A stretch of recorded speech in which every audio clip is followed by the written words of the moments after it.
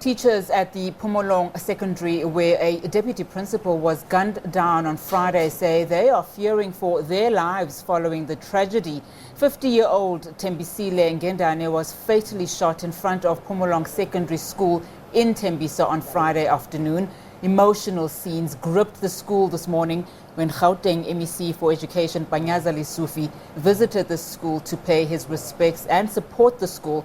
Now, the school principal described Ngendane as a hard-working principal who was a great investment to the education sector.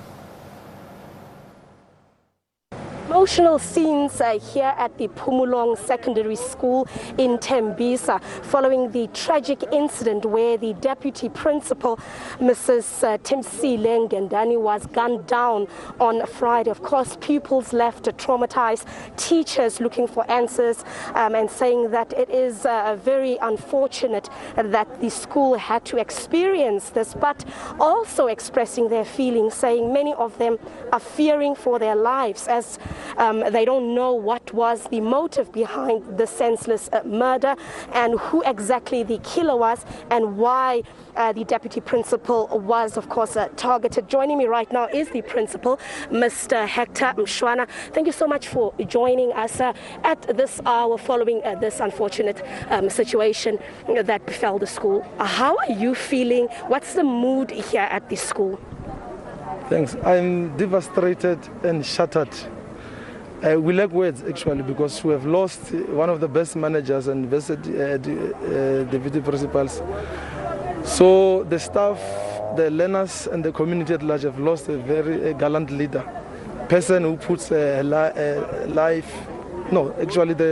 education of an African child first, rather than anything else. He's a person who couldn't even kill a fly. So we are shocked and surprised and devastated with what we have seen. We lack answers. We are just pleading to God to assist the SABC to expedite the process of apprehending the perpetrators, because if these perpetrators are not apprehended, we are going to continue to see some speculations of which they might lead to disruptions, both the school and the community at large. So we are pleading to anybody who's got information that might lead to go follow the correct processes in order to reduce the improper information that is now flying around surrounding the death of Mrs. Ngendane. What is the safety situation here at the school under normal circumstances, way before the deputy principal was gunned down? How is safety at the school? We've got patrollers deployed by GDE. And then, yeah, it's normal like any other school. We've never experienced serious challenges. This is the first time actually we're seeing something like this. And we hope that this is the last time things like this happen. We'll try and mobilize the community, because this happened outside the schoolyard, to finish that. Whenever we come to work in the morning and when we leave, there should be somebody to look after us outside the school gate.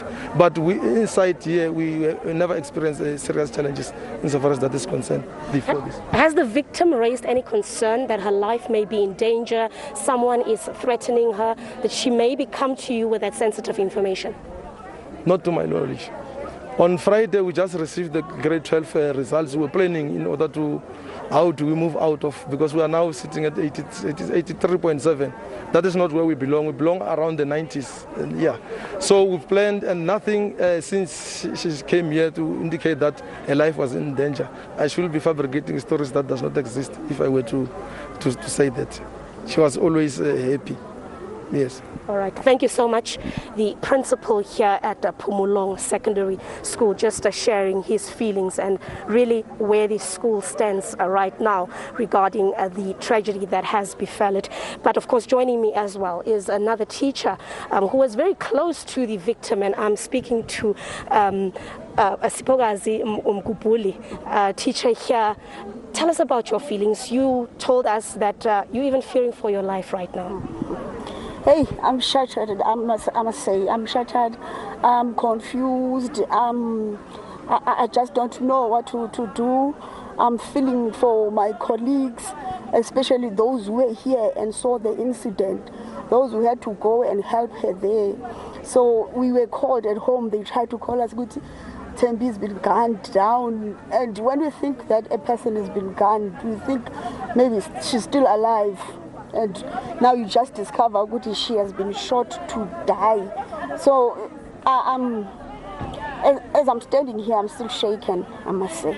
You also said earlier you were scared to come to school this morning. Yes, I was. Even when I was coming on Friday, when they called us, it was really scary because you really don't know who did this to her.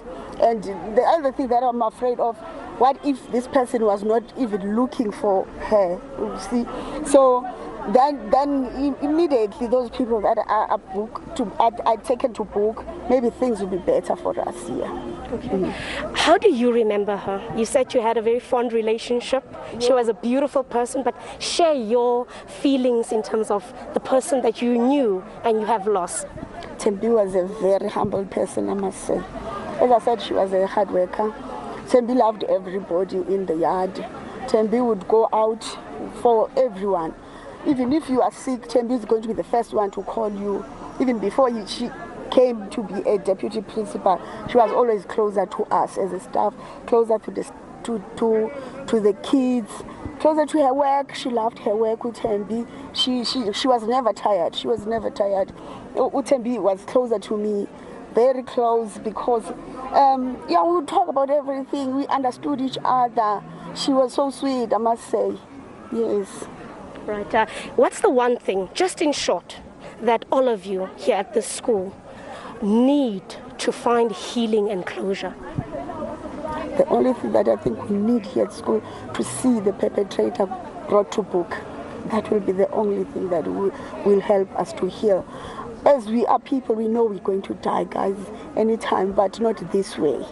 Because this one, it's so clear that it has been planned. So the only thing that can make us heal in the school is to get the person who did this to Tembi. All right, thank you so much. And certainly that is exactly what is needed here.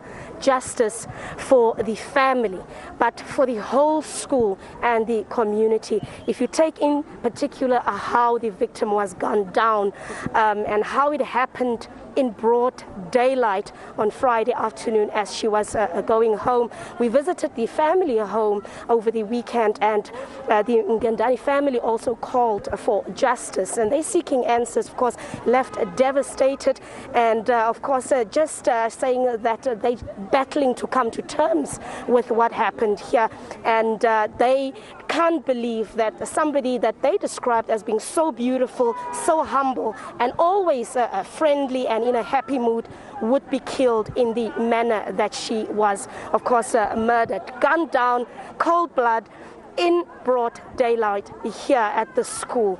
Of course, we will be bringing you more updates in terms of what is happening. The police are still searching for the killers. Of course, we've heard that a task team in Gauteng has been appointed to make sure that the killers are brought to book as quickly as possible.